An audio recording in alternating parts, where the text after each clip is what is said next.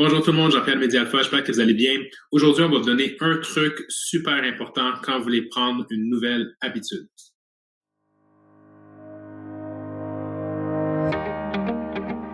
Bonjour tout le monde, Jean-Pierre Média Alpha, j'espère que vous allez bien. Dans cette vidéo, on va vous donner un truc hyper important lorsque vous voulez entamer une nouvelle habitude. Et honnêtement, c'est vraiment simple, mais c'est quelque chose qu'on oublie souvent. Avant que je commence la vidéo, je vais vous demander de mettre un thumbs up, de partager ça avec vos amis, juste pour leur faire savoir que c'est un truc super le fun.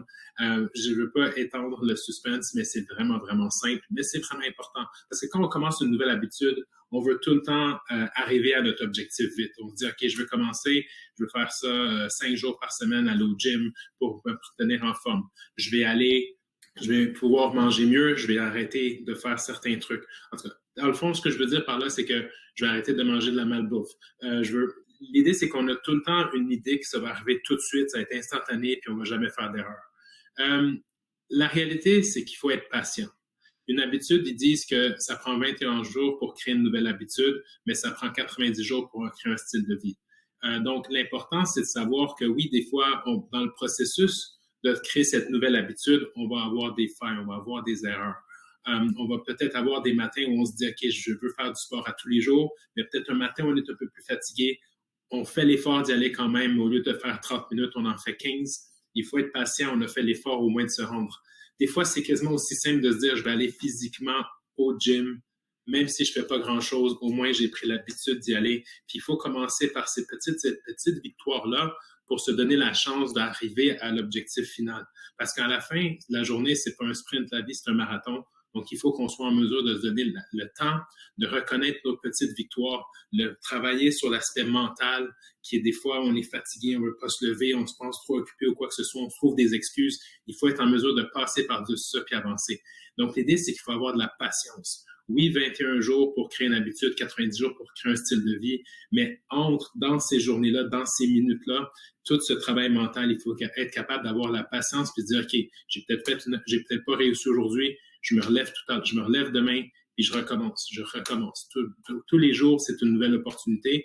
Donc, il faut vraiment avoir de la patience pour y arriver. Mais au final, quand vous allez regarder en arrière, vous allez vous dire, hey, j'ai vraiment réussi, j'ai vraiment atteint tel changement, je suis rendu à 75% de mon objectif, 85, 90, 100% de mon objectif. Ça reste quand même que même si vous n'êtes pas arrivé dans les 21 premiers jours ou dans le temps que vous vouliez aller, vous êtes quand même plus proche de votre objectif et vous allez dans la bonne direction et c'est ça qui est important. Deux trucs extra qui peuvent être utiles, donc ça c'est des petits bonus. Numéro un, en anglais ils appellent ça burn the bridge. Ce que ça veut dire c'est juste une anecdote que je vais vous partager qui peut vous aider dans le même processus. Des fois ça peut fonctionner pour certaines personnes, d'autres non, mais burn the bridge c'est vraiment de faire une coupure drastique. Pour certaines personnes, ça marche pas tout le temps, mais exemple, si vous êtes quelqu'un qui est habitué à avoir des petites collations un peu comme des chips, des trucs un peu moins bonnes pour votre santé, disons en soirée, c'est juste un exemple. Ou vous avez tout le temps un endroit où vous avez des palettes de chocolat, des bonbons, puis vous avez la dent sucrée. Ben, une chose à faire qui va vous aider à avancer, comme ils disent Burn the Bridge, c'est complètement enlever ça de votre maison à 100%. Pas d'option. Puis ça vient d'une anecdote d'une personne, des gens qui voulaient aller sur une île pour une guerre.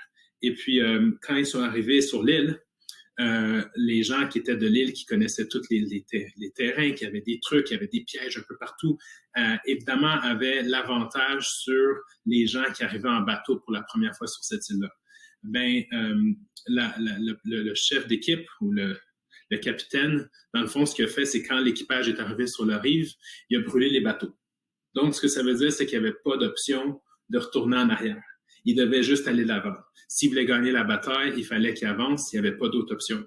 L'idée, c'est que c'est un peu la même idée. C'est sûr que c'est un peu moins drastique qu'une guerre, c'est pas ça qu'on cherche, mais l'idée, c'est que si vous coupez les choses qui sont négatives, coupez la tentation complètement, c'est évidemment, ça va vous aider à aller dans la bonne direction. Mais la clé, c'est pas juste de couper les mauvaises choses puis focuser sur le fait que vous avez enlevé ça de votre vie, c'est de focuser sur comment vous allez pouvoir le remplacer.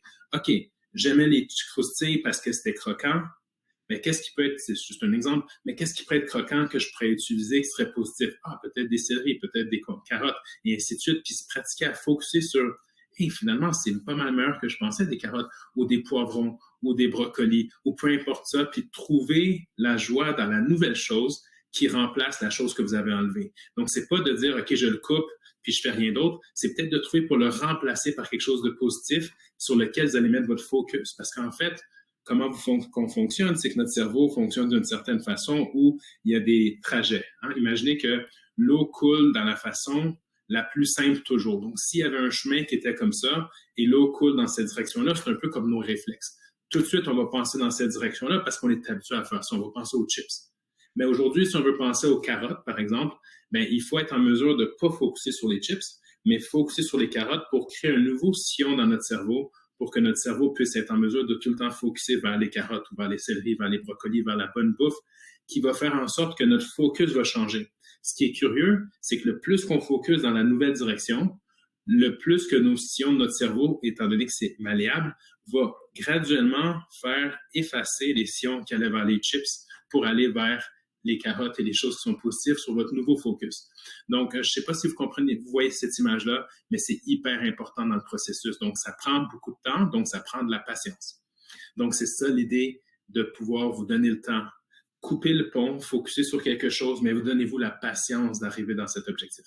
Donc, j'espère que cette vidéo-là est inspirante, que ça vous a aidé à dire, OK, je vais prendre une nouvelle habitude.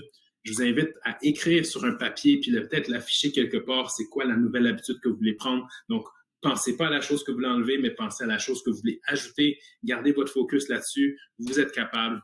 Et si vous avez des questions ou quoi que ce soit, vous les partagez, quelque chose d'encourageant, positif pour tout le monde, mettez-le en bas. Encore une fois, mettez un thumbs up, partagez ça avec vos amis. On vous remercie pour votre support. On est là pour vous aider et ça me fait plaisir de pouvoir partager le maximum de vidéos et d'informations comme ça pour vous. Et sur ce, je vous souhaite une excellente journée. Bye!